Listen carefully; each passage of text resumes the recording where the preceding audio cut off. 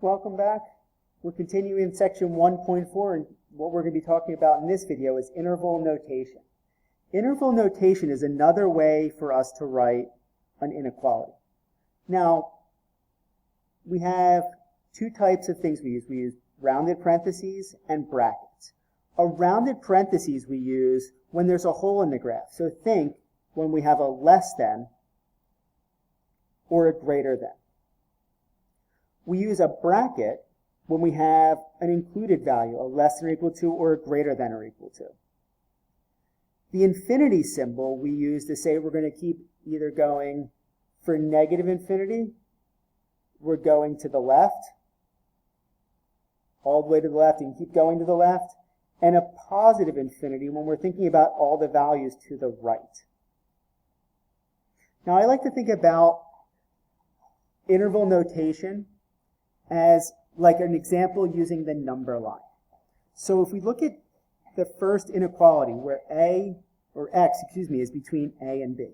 So think about this, where we have an open dot at a and an open dot at b. Everything's shaded in between. So if you look, on the left we have our a, and on the right we have our b, as we have here. And because they're open dots, we use parentheses.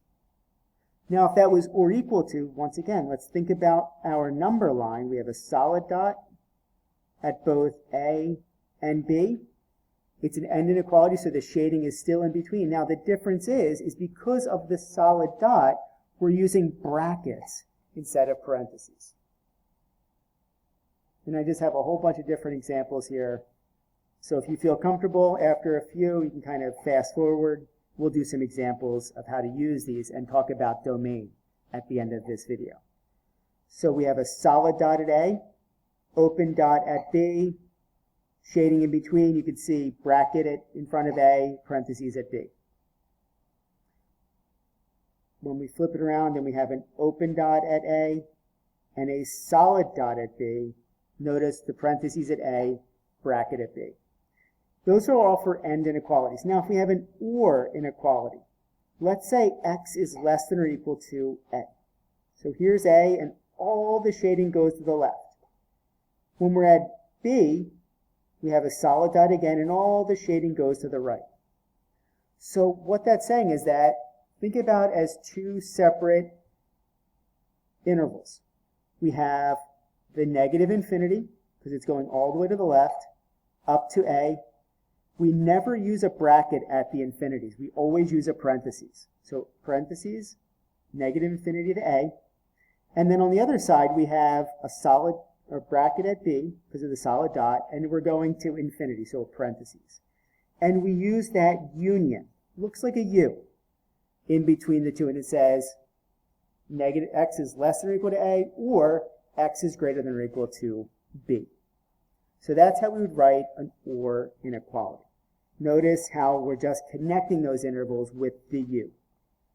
Here's another example of what that would look like with a solid dot at A, open dot at B.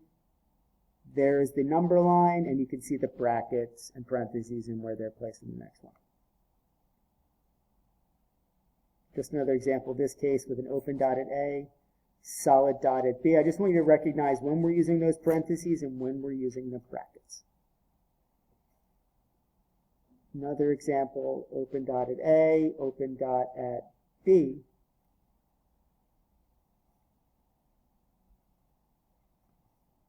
Sometimes we just have part of it. X is greater than A.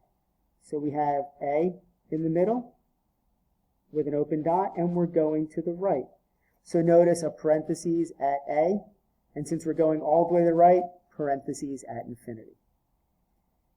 If we're greater than or equal to, it would look very similar, except we have a solid dot at A, so we have a bracket at A, and a parentheses still at infinity.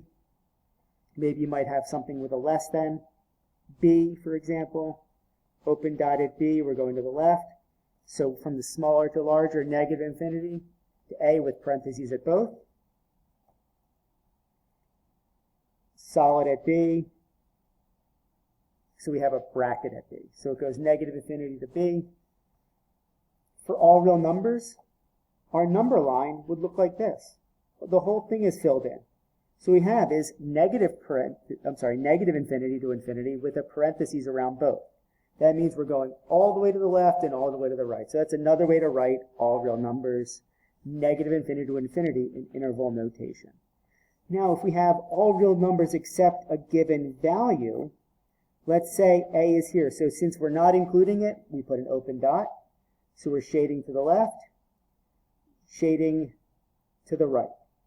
So we have here is our two intervals, negative infinity to a, and then from a to infinity. We're not including a, that's why there's no bracket there, and then they're connected with the union.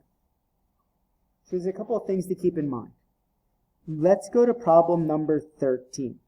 We're going to rewrite in interval or inequality notation. So we're going to take them out of the notations. What I'm going to do is I'd like writing it as a number line first. It helps me really visualize what we're doing. And this is really a helpful idea when you're starting out. So here's our negative 2 with a solid dot. Here's our 4 with an open dot based on the inequality. It's an n, so everything's in between. So what we're doing is we're just going to kind of cut things out. Negative 2 is on the left because it's our smaller number, comma 4, it's our bigger number. Because there's a solid dot at negative 2, we put a bracket. Because it's an open dot at 4, we put a parenthesis. So there is our answer in interval notation. For the next one, here's our 5. Because it's or equal to, we're going to use a solid dot. And now it's less than or equal to 5. So we're going to go all the way to the left. Remember, the smaller number goes on the left. In this case, negative infinity is the smallest number we're going to reach. Bigger number goes on the right, the 5. We always use parentheses at our infinities. We never use a bracket. And at the 5, we're going to use a bracket because of the solid dot. There's our answer in interval notation. Number line again, here's negative 2 on the left, 9 on the right. So the negative 2, because of the parentheses, we're going to use an open dot. Because of the bracket at 9, we use a solid dot. And we shade everything in between. This is an end inequality. Negative 2 goes on the left, 9 goes on the right, x goes in the middle. And then because of the open dot, we use a less than.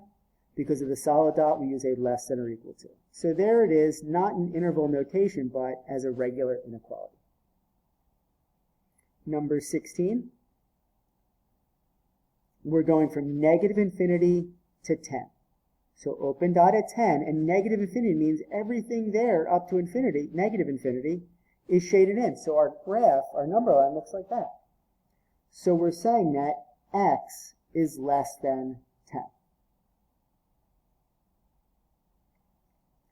And for number 17, only thing we can have is x cannot equal 2. So we put 2 here and we use an open dot. Everything shaded to the left of it, everything shaded to the right of it. So we have two inequalities here. We're going from negative infinity to 2, and we're going from 2 to positive infinity. We always use parentheses at our infinities. Now, since we never quite reached the 2, we're going to use a parentheses at the 2's as well. And to join those together, we're going to put a u in between. So we had 2 intervals, we needed 2 intervals. Okay, on the next lesson, we're going to talk about domain. Thank you.